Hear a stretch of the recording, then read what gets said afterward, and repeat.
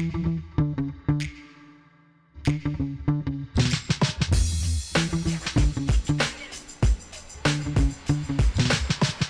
back to Relationships at Work, the leadership guide to creating a workplace we love. I'm your host, creator, producer of this show. My name is Russel Lolacher. I'm a communications nerd. I am a leadership nerd, have a couple of decades of experience in both those areas. I also have cultivated a pretty nice big heap of curiosity on how we can lead and work together to improve the workplace experience, to improve the employee experience. And this show is a great place and a great resource to help us with all that.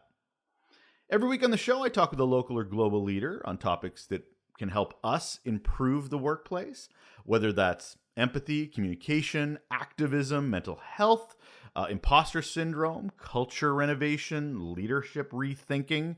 It's all here in the show. If you haven't had a chance, I'd recommend going back and looking at some of the archives, the library that is Relationships at Work.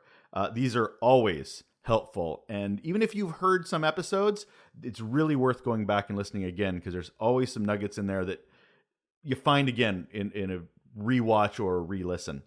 And now, as an added bonus, I'm going to be dropping mini episodes under 10 minutes. These are additional episodes pulled from the pages of our weekly Raw Notes, which you can subscribe to still. Just go to russellolacher.com or relationshipsatwork.ca. But for right now, this is a minisode, a quick, valuable bit of information on top of the regular show that comes out every Tuesday. So the raw note that I'm passing on to you this week: no love for the passion tax.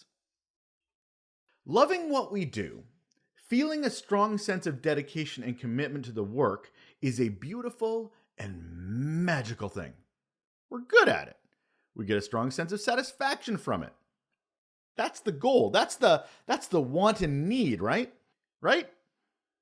It's when organizations take advantage of that passion that we run into issues. Now, what can that look like? Well, managers asking employees to do extra work that is unpaid, not part of the job, part of the role, demeaning and or impacting their personal time at all.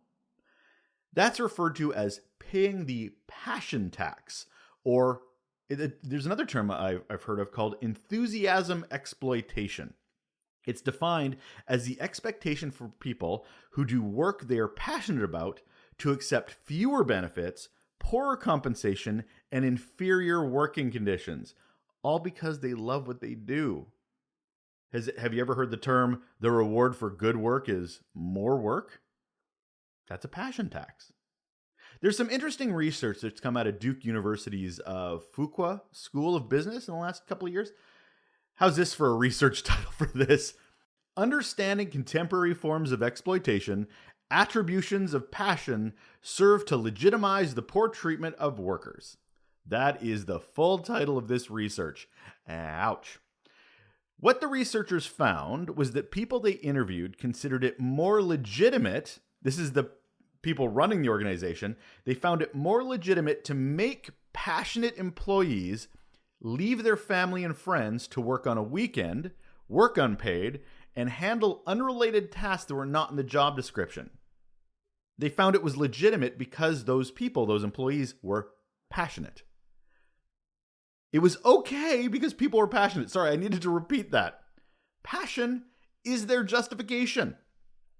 Professor Aaron Kay, the senior author of this research, concluded we should not let the current cultural emphasis on finding passion in our work be co-opted by the human tendency to legitimize or ignore exploitation.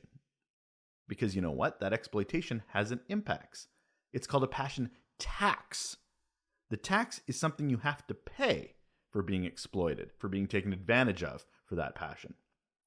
And that tax shows up as added stress, burnout, anxiety. The mental health takes a hit because the employees feel they have to. Their boss said so. What'll happen if they don't? Now, keep in mind, I said boss, not leader. And that impact that we're talking about in the workplace, it also spills out into their home life. Being away from their kids, their family, their friends, the things that could recharge them. And we're bringing that stress, burnout, anxiety home with us. It takes a toll on individuals' overall well-being and quality of life. It is important we are aware of the potential for a passion tax in our work. Some managers and advisors do it without actually realizing it's an issue because they see the rock stars and they want to work with the rock stars, right? Because they're doing great work. They love the work. So again, more work. So employees and employers need to take steps to address it if necessary. First, let's look at it from the organization, the employer side of it. If we want to avoid exploiting employees for their passion, here's a couple things we can do. Set clear boundaries. We could encourage employees to set clear boundaries between work and personal life. We can say it's okay to do that. We can ensure that their passion and dedication are not taken advantage of by establishing reasonable expectations for working hours and workload.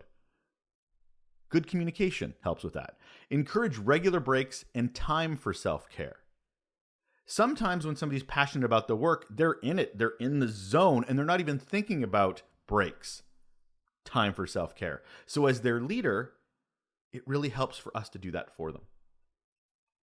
Something else. Promote work-life balance. Encourage employees to take their allotted vacation times, their time off, and then model this behavior at leadership levels to create a culture where downtime is respected and encouraged. Monitor workloads. Consider workload monitoring mechanisms to ensure there are no individuals consistently overloaded with tasks. Because as leaders, we get busy too. And we're just delegating. And sometimes we're not thinking about who we're delegating to or if we're leaning to one person more than another. So regularly assess team member workloads and distribute tasks if necessary to prevent burnout and stress. Another one is encourage open communication. If it wasn't obvious, communication bleeds into all these. Create an environment where employees feel comfortable discussing their workload concerns openly. Encourage them to voice any concerns about feeling overburdened or exploited, and take their feedback seriously to make necessary adjustments. Now, that was from the employer standpoint. Now, let's look at the employee one. How they can defend themselves against having to pay that passion tax. 1. Communicate limits. Clearly communicate your limits and availability to colleagues and supervisors. Let them know when you're available to take on additional tasks and when you need time to focus on the work you already have or personal activities. Learn to say no. Oh, this is a tough one for a lot of them. I know for me it is. Politely decline tasks or projects that would overload your schedule or prevent you from maintaining a healthy work-life balance. And if you're not allowed to say no at work, maybe look at the culture and the psychological safety in the environment that you're working in. Because saying no when necessary is essential for preserving your well-being and helps keep you productive and not burnt out. Delegate and collaborate. Don't hesitate to delegate tasks to others or collaborate with your colleagues. Sharing responsibilities can actually prevent us from taking on too much and allow us to benefit from a more team effort. Regular breaks and vacation time. I mentioned this before as an employer, but as an employee, schedule regular breaks. Take them throughout the day to recharge. Taking short breaks can actually enhance your productivity and prevent burnout. Funny story, when I worked in restaurants, this is back when people smoked a lot more, and I was a bartender, and all the other bartenders I worked with took smoke breaks. But because I was a non-smoker, I didn't. So I got no breaks because I had to cover. So pretty soon I decided I was going to take smoke breaks. Even though I don't smoke, wasn't planning on it, but I needed breaks. I needed to look out for myself because I was self-imposing a passion tax on myself. Don't do that either. Reflect and reassess as you go along. Regularly reflect on your workload and commitments. If you start noticing you're consistently paying a passion tax, take a step back. Reassess your priorities and balance between that work life and that personal life. Adam Grant, who I adore. If you haven't heard of Adam Grant or haven't checked out any of his books or podcasts, please do that after you finish listening to my voice. He's got some great content that I love. He has a quote that really hammers it home here. Managers, it's time to stop taking advantage of enthusiasm. End the passion tax. Sums it up well. Leadership is about treating people like people, not a means to an end. And just because some people have a little bit more juice in the engine because they're passionate about what they do and how they do it and the value in what they do, doesn't give us the right to squeeze all that juice out of them for every drop we can take, and then take some more and take some more. End the passion tax. And that will do it for a Raw Note episode of Relationships at Work, the leadership guide to creating a workplace we love. I'm your host, Russel Lolacher. As I mentioned, this is a Raw Note episode, which means it is inspired by the Raw Note newsletter, which you can subscribe to. Just go up to relationshipsatwork.ca. At the top, you'll see some free employee interviews. What that is a free tool for interviewing employees at the onboarding stage, at the stay interview stage, and exit interview stage. And if you get that free tool, you have signed up yourself to Raw Notes, and you'll see a new newsletter every Thursday with little insight, little resources. Anyway, yeah, highly encourage you to do that. And thank you very much for your time. Always a pleasure hanging out with you. Take care.